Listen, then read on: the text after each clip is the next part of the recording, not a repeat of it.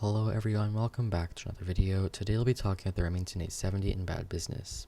In yesterday's video, I talked about the P90 and how I think the gun isn't as bad as people make it out to be.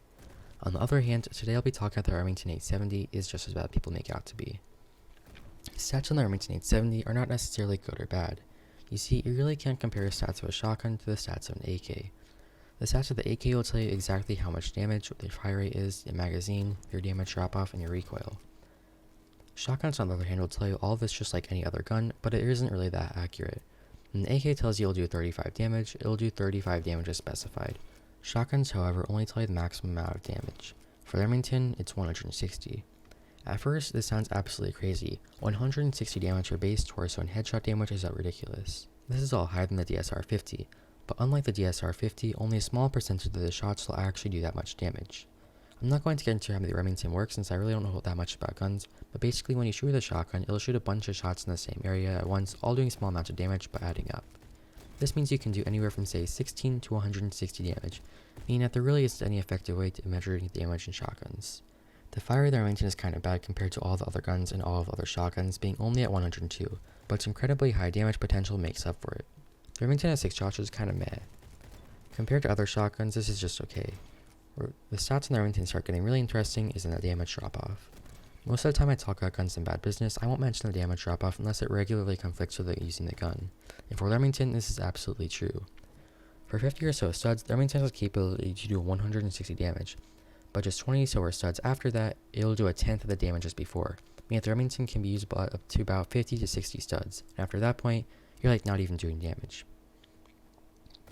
I'm 99% sure that the Remington has the steepest damage drop-off, both in rate of damage loss and how fast it goes from maximum to minimum damage, so that's kind of a disadvantage for the Remington.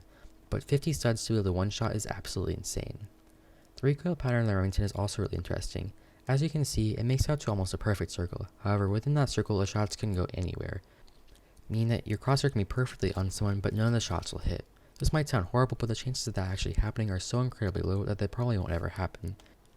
What this really means is that you can still aim really far away from the person you want to shoot, and you'll still take away the majority of their health just with one shot.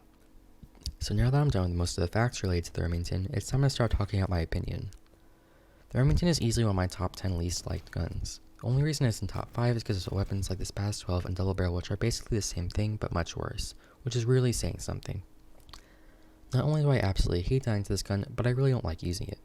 I personally really don't enjoy pressing left click and instantly destroying my competition without any further thought. But people also get really talked about the Remington.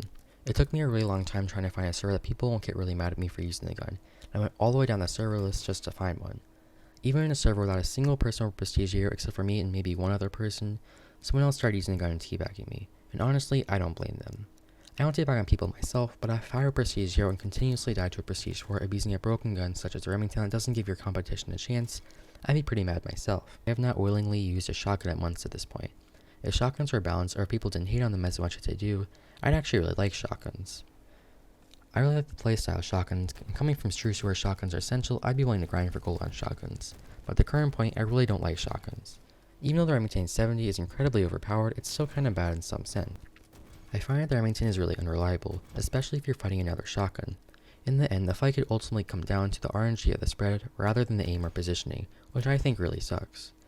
Another factor that I use to determine which guns I want to play with is KDR I normally get while using it.